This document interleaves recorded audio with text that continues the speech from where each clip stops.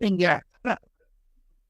A well-deserved round of applause for our speakers, but also for the members of the audience who joined us. So big round of applause also for them.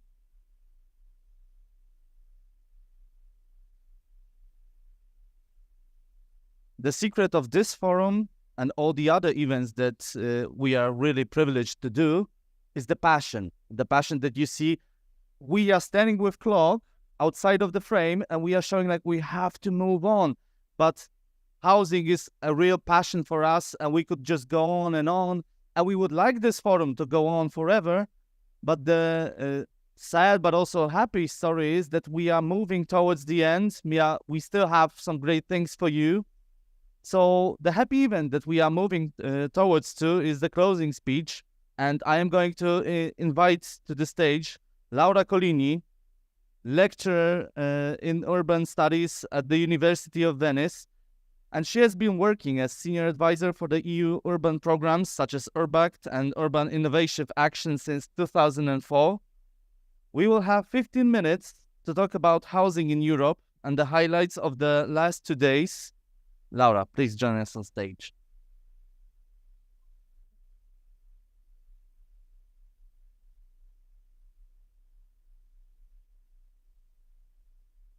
Okay. That's it. Well, hello and hi everyone, and thank you very much for having me here. Thank you very much also to the organizer, Anna, Christina, Georgi, Yuri, and all the others. So I'm the last speaker here, so I feel that I need to thank all of you for having me here. And it's the first time that I'm joining Habitat for Humanity, this very rich environment. And I'm an urbanist, so I'm really not among the ones that know everything about housing, but I've been working for European programs for 20 years. And so my speech today is really to link some of the things that have been said in the last days to the ideas of how do we get better cities, more just, more sustainable, and whatever you want to have in wonderful lives in cities. So this is where is the fantastic thing that nobody likes? Okay, that's it. So it was not intended to have the same title as the speaker before of the EIB, but that's the same idea. So to connect our discussion with what cities and urban policies have to do in Europe. So I work for URBACT. URBACT is a program that is extremely old, I would say, in the panorama of Europe. And our goal is to support institutional capacity, to do capacity building. A lot have been said, like keywords at the beginning was, how do we make governments accountable? But the idea is, how are we sure that the cities and cities administration know what they are doing? The process that we have within URBACT is to say, okay, municipalities are accountable, but citizens are accountable too. So we create what we call URBACT support group. So the idea is that whenever we support cities to create strategies and plan or transfer practices, they have to create a consultancy group, a sort of participatory group working with them. So the answer before about the community, how do we deal with that? So we have a process which is called URBACT methodology to teach somehow to a certain way, teach not as a professor, but teach in peers, among cities, and how to create ongoing dialogue for co-designing practices, which have to be critically responding to questions of the context where they are working. It is not new, and I wanted to show this. This is a research done by the Joint Research Center looking at how urban policies have been changing over the years. And what is interesting here, at least for me, is that the first work that you see the European Commission directly working with cities, it was with a neighborhood perspective. And it started like at the end of the 90s with urban pilot project, Urban 1 and Urban 2. And funny enough, we talked about the private neighborhood at that time. And the private neighborhood, and obviously housing was at the core of the question. But we didn't have exactly at least the urban policies, focus on housing. Now, I mean, we said today, the other days, we need to look at the building, at the district, at the neighborhood. Housing Europe was talking before about the district. How does we embedded into that? So, but that time, in this period of time, when the urban policies were coming to life, we didn't have exactly a focus on housing. But we had the starting of our program, the one of the exchange among cities here in 2002, which is still ongoing. The way we work, as I said, we not only focus on housing, we work on mobility. We have network working on gender, network working on mobility, I said, or whatever, how to reuse military space, how to support food production in cities. You name it. Everything that has to do with cities is something that we support in peer learning. And you have, I don't go through all these policies and ideas, but they have been very important to create a consciousness that cities are really the engine of cohesion in Europe. Lately, like in 2014, we had another program that was not on peer learning, but on creating ideas, innovative ideas. We heard about solutions, and supporting the solutions through direct funding. So not going through national level, province or regions and cities, but directly the European Commission, sort of through the ERDF, funding innovative practices. So it's urban innovative practices. I'm going to talk mostly about these two programs in relation to housing. So I move on just to say how many cities we touched upon. 1,377 small cities, large cities, cities like Vienna, cities like Tübingen, a very small one, and many others that have been really pushed to collaborate together. We had 197 different thematic networks. You can imagine every topic that concerns cities and may be related to housing as well has been accepted, has been welcomed. Many countries involved, including also the EPAC countries as well for this year onwards. And then we had been raising the amount of cities involved over the years. Now this last column is, just the beginning. We haven't finished the period, the working period. So as I said that, housing was not a real focus. We saw the trajectory. We started with the private neighborhoods. There has been a growing trajectory of interest on on urban policies in Europe, but URBAC was not really tackling this until, and also at the European level. We heard before from Housing Europe, it's not a European mandate, but we had many different actions, initiatives, the EPA platform in 2022, the Renovation Wave. We had the EU Urban Agenda Partnerships, a partnership created between cities, member states, different Directorate General of the European Commission and international organization working on housing. And when we started in 2006, also with representatives of the city of Vienna, we also repeated all the time, it's not a European mandate, but we do all work on that because it's at the core of how cities become livable. What are their roles? What municipalities can do? We heard here that regulations are important, but who decides about the regulations? It's a national level. At the European level, it's not a European mandate because it's the sovereignty of the member states. But do cities have a role? Because that's the place where we all live. And the municipalities, as the city of Vienna, are accountable for this. So in our own remit, which is the one of the program of Urban Innovative Action and URBACT, we thought, okay, let's push cities to say, how do you implement the right to housing? It's declared in the, who was the IUT member before, there was mentioning that is a right within the European Union. But how do we do? So we thought, okay, we have policymakers that are working within URBACT. We have people that are investing on urban innovative action. We have researchers, but we need also activists. We haven't talked enough about activists here in the last 2 days. But we do need this force of people that are really reclaiming their governments to take care of the housing rights and to design proper regulation, proper rent control that is fitting our context and everything. So we invited, for instance, to the podcast the UN rapporteur on housing, Raquel Rodnik. There's a lot to say about financialization from all over the world. We invited representative of IUT, FEANSA, the European Federation working with homelessness, we invited Housing Europe as well, and lots of different people in different exchanges on collaborative housing, no one left behind, and fair finance. And so this is still online, old, not really alive, but it's still there. But if you want to have a look at this, there are a lot of resources. Examples. Some of the examples, I use lots of pictures here from this moment on. Within Urban, we succeeded to have a network of 10 cities that were working on homelessness.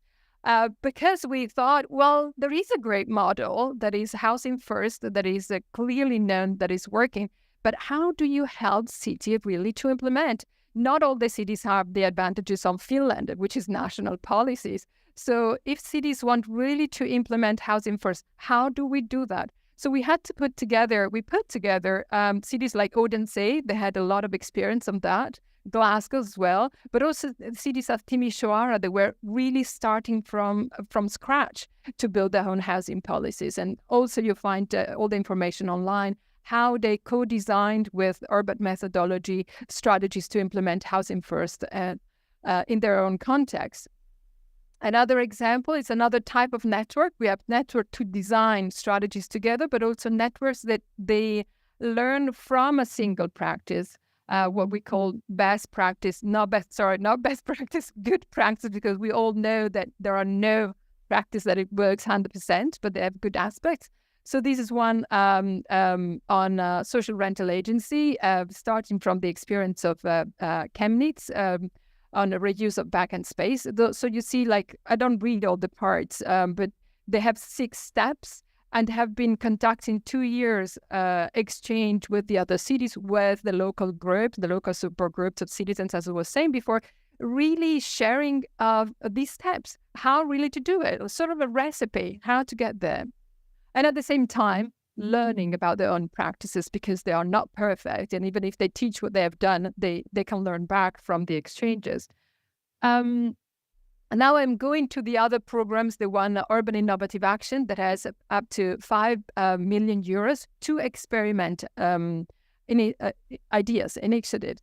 Even in this case, you'd not have just the urban authorities involved, but you have other associations might be involved, local association, you have the university, you have the private sector, and you have a range of different ideas that are tested locally. So one of that I've chosen is the Mataró. It's a city-managed tenant cooperative. So you have a cooperative that is co-created with the municipality using European money to reuse vacant spaces in the city near Barcelona. Another case is the Community Land Trust. I can give a lecture on any of these projects. So I'm just jumping on one or the other. This is one I've been closely working. I was fortunate to closely work with. It's a Community Land Trust. Before, Maria was speaking about decoupling ownership of the land and the building. And this is an example that is experimented mostly in the British-speaking countries, in the UK, as well as in the United States. It has a long history of 100 years, related also to human rights movements in the US. But here, in the case of Brussels, it's a very interesting case because this started with a small experiment of creating this community land trust, which is a trust owning, leasing the land, not owning, leasing the land for a certain period of time, which is coming back. I mean, just to say this is going back to the Roman period of amphitheos, like the use of land, which was common for a certain period of time. So here it's a reinterpretation of something that we knew from years ago, for centuries ago. So you have the community land trust that has a land in the hands of a trust, and then you have ownership, co-ownership of the buildings, of the apartments that are on top. But what is interesting in this, special in this case, that they collaborated with different associations One of them is Angela D. from Angela Davis that is working on feminist housing. And we did workshops on like the sharing of time, how the sharing of time, the care that connects to the sharing of space. And also there is another organization which is called Passage, association that is linking the special moment of life, like the birth and accompanying people to death, with solidarity in the common houses in the neighborhood. And so you have this building, which is the one that you see on the right, that entails community land trust as a non-speculative model that has a feminist housing inside. It creates a cooperative in relation to the Passage, this idea of taking care mutually taking care, especially in the moment of life and birth. And you have also inside 2 buildings that are managed by the district with Housing First. So super experiment in a certain way within the funding of the ERDF, European Redevelopment Fund. This is another project, something different, just because we are talking also about asylum seekers and refugees. So this is an example of reuse of hospital space in Bologna, which has been refurbished into common housing for people with migrant background, and the prices of the rent of those buildings of those apartments is a little bit low of the average market prices in Bologna. Not too much, I have to say, below the market price.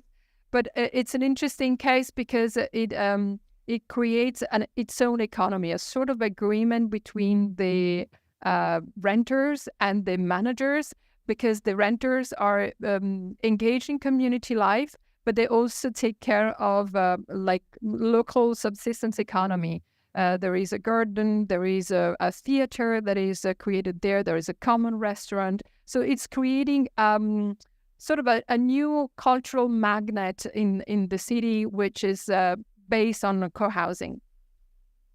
Another example, that's also the case of Bologna. Another example, I have many, but I just picked few for our discussion today. This is another project, is the 5 Bridges project in Nantes. The idea was that the services for homeless people were scattered all over the cities, and they wanted to recollect the different services into one single place in this area of Nantes, which is under redevelopment, very central. That's the program, the 5 Bridges, that includes a solidarity store, restaurants, and obviously a place where you could stay for a temporary period of time. And again, we have this, you have always this combination of providing a housing solution with different forms of economies and integrated with the neighborhood. And that's also the restaurant areas, and also the place where you can have like different kinds of workshops. And this is up and running also with the support of the Urban Innovative Action. So my conclusion, that's one of the apartment.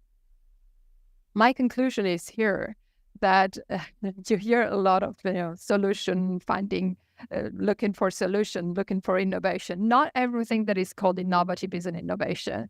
So I will put with the cum grano salis this idea of innovation, because it needs to pass the test of time and needs to pass the test of the rhetoric of transferring practices. Yesterday there was Joanna from the foundation, Joanna Talevitz, the Foundation Towards Dialogue, who said something like, we need to have a regular evaluation and beneficiaries need to be involved into that. That's the case. How do we do this evaluation? How do we say that these are good practices? Maybe the case of Nantes that I just showed, it looks good, but maybe it's not, because why don't they do temporary housing and they don't work directly on Housing First? Why the case of a Salo space before has the price that is not really very, very much below the average rent it's not very affordable. So even the practices that are presented within our reports, our brochures, they're not necessarily the best ones. So time is important. It's important research. It's important to visit these places. And it's important to talk with the beneficiaries to see that we are doing very good beyond our goodwill. So that's what I just said.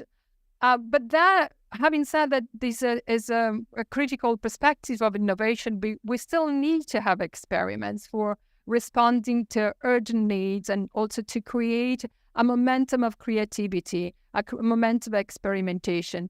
Maria, from the great example of Vienna, said, well, the condition of the 2/3 of the apartments needs for 2/3 of the apartment built on the public land condition needs to be tested after 5 years. So they don't really know if this condition is really working. So it's important really to experiment and to see also face the failures of that.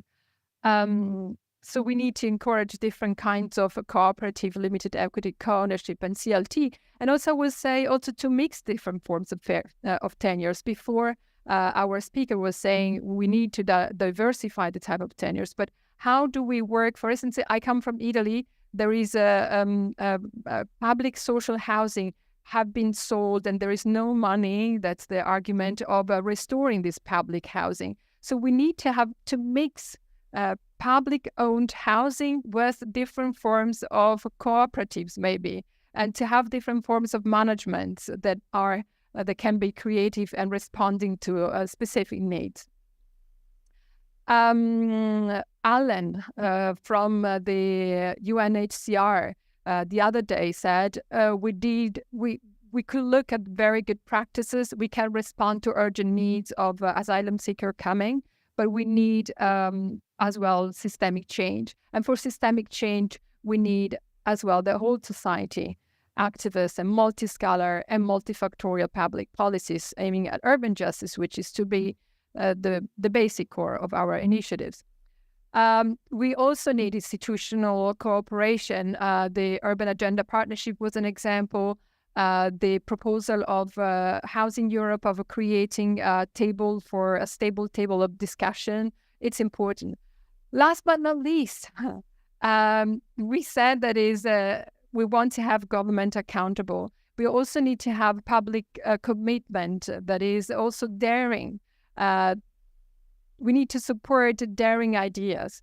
And I want to close with the quotation of a former mayor of the city where I happen to live right now, where I belong right now. And it's Giorgio La Pira. He was a Christian Democrat, so I would not say the most radical person in history.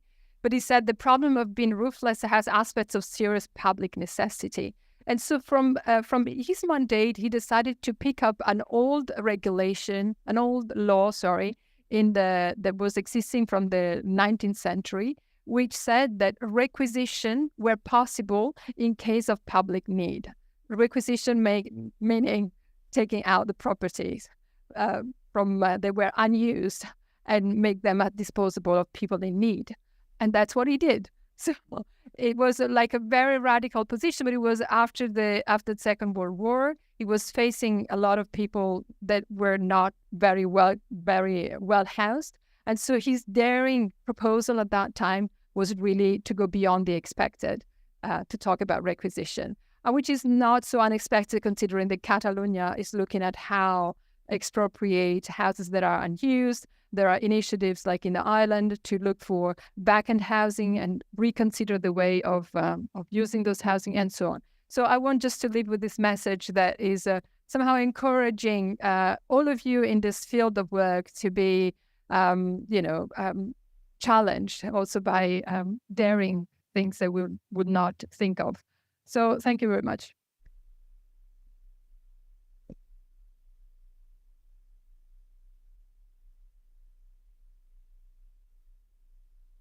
Now it's time for closing remarks by Rick Hathaway, Vice President of Europe and the Middle East in Habitat for Humanity International.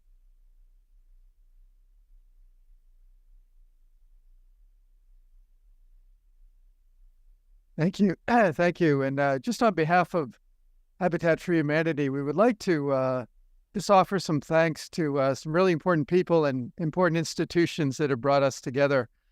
First of all, I would like to thank our sponsors, UNHCR and IOM, for their vision and for their support, financial support for this event. So let's give them special thanks for their support. Would also like to thank all our presenters, moderators, and especially you as participants. You brought incredible knowledge and content. It's amazing how much knowledge was in the room yesterday and today. If we can capture that and work together at it, it's amazing, I think, what we can do. So special hand for all of you for what you brought to this. I also want to thank, I've always tried to position myself to watch the screen over there for the live illustration. Thank you to our colleague, and we look forward to getting a copy of all that. So thank you. And lastly, I'd like to especially thank my colleagues from Habitat International, especially the communications team and Habitat Poland, both their advocacy and communications team. There are over 600 people that were either here or online. And I know the organizers are probably off taking care of your meals and transport. But those of you who are here, could you stand so we can especially recognize you, especially those in the front row here? Thank you.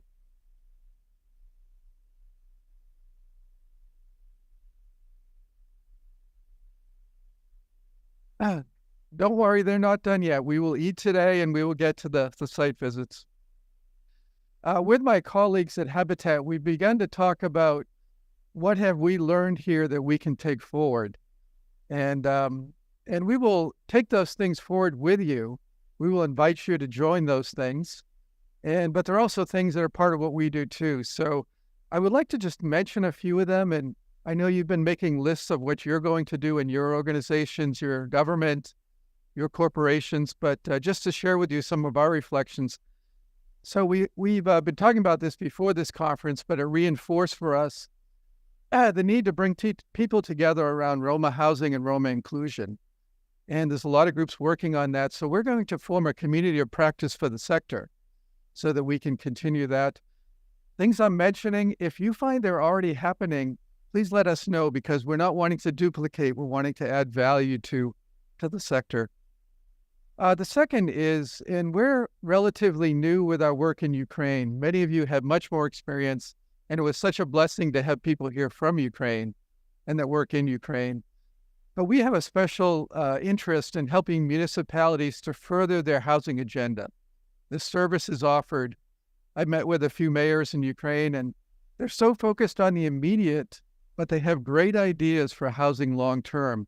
And so we want to pull together a working group to continue that conversation with people in Ukraine and those of you who are dedicated to Ukraine. We will continue our work on the social rental agency.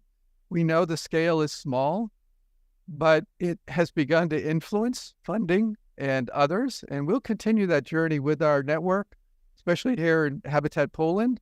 And we look forward to continuing to connect you to all of that. And then the last one, and there's a longer list, but I won't go through the whole list. But the last one was that roundtable was incredibly rich. And Adam, you brought a lot of magic to that, so thank you for that. We appreciate that. But so many ideas, and that was just the beginning. There could be a whole week of a conference on all those ideas, but there was a lot of richness there that we need to capture. So we're going to produce a white paper based on that roundtable with the ideas that were developed as a resource for all of us that are in the sector. And so we look forward to putting that together.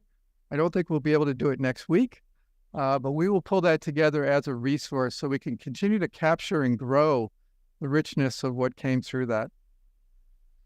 I did want to just close with, I was trained as a mechanical engineer, and I studied a lot of chemistry and physics. Not that I really liked it, but I studied a lot of chemistry and physics.